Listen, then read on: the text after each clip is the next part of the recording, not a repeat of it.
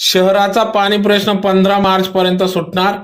माजी स्थायी समिती सभापती यांचा पत्रकार परिषदेतून विश्वास. सभापती पदाचा 1 वर्षाचा कार्यकाळ विकास कामांसह मनपाच्या उत्पन्नात कशी भर पाडता येईल यासाठी मी विशेष प्रयत्न केले. अक्कलपाडा पाणी पुरवठा योजनेत काम काही शेतकऱ्यांच्या विरोधामुळेच रखडले होते. मात्र येत्या काही दिवसात सदर समस्या मार्गी लागून 15 मार्च पर्यंत शहराचा पाणी प्रश्न 100% सुटणार आहे, असा विश्वास स्थायी समितीचे सभापती शीतल नवले यांनी व्यक्त केला. शीतल नवले यांचा स्थायी समितीच्या सभापती पदाचा 1 वर्षाचा कार्यकाळ नुकताच संपला असून या कार्यकाळात केलेल्या कामांची माहिती देण्यासाठी त्यांनी आज पत्रकार परिषद घेतली.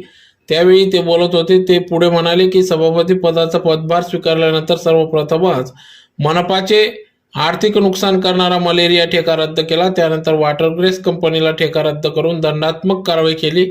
शहरातील बीओटी प्रस्तावास चालना दिली. मनपाच्या उत्पन्न वाढीत भर पडावी याकरिता जीएफआय मॅपिंग व कर आकारणीवर भर दिला.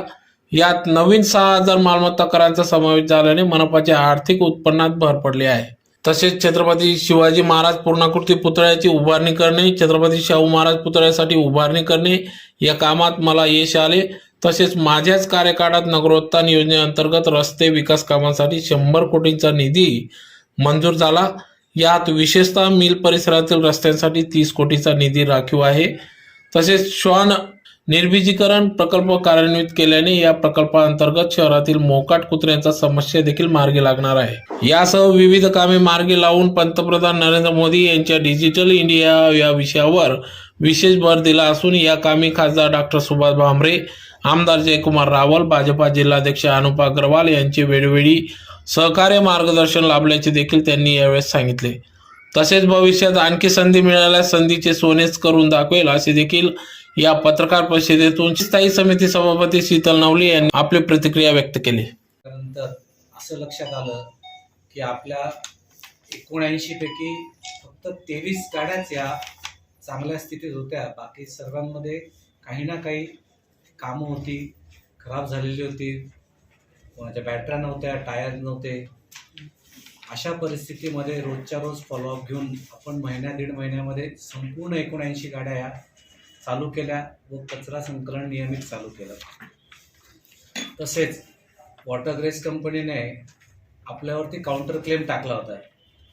तर त्याने ज्या ज्या नियम अटी शर्तींचा भंग केला होता त्याच्या विरोधात जाऊन आपण कोर्टात ॲफिडेविट फाईल केलं.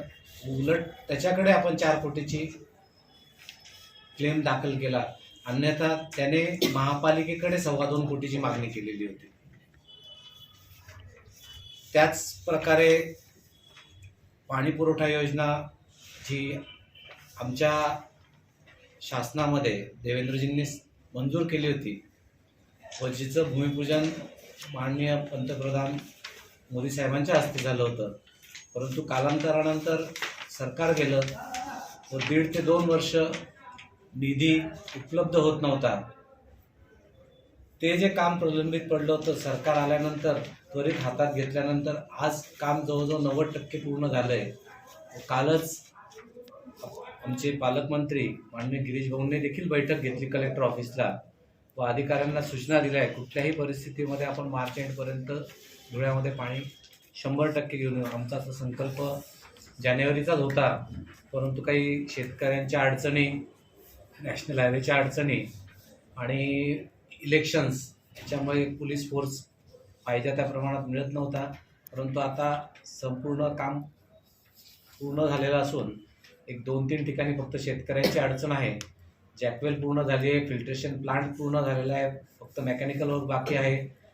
काल MSCBचं काम देखील चालू झालं, सबस्टेशन मंजूर झालं आणि ह्या महिन्याभरामध्ये बरंचसं काम संपूर्ण 15 मार्चपर्यंत ते आपल्याला ट्रायल रन देतील व साधारणतः त्यानंतर पाईपलाईन टेस्टिंग याला आणि पाणी इथपर्यंत येस तर कमिशनिंग व्हायला साधारणतः 15-20 दिवस लागतात.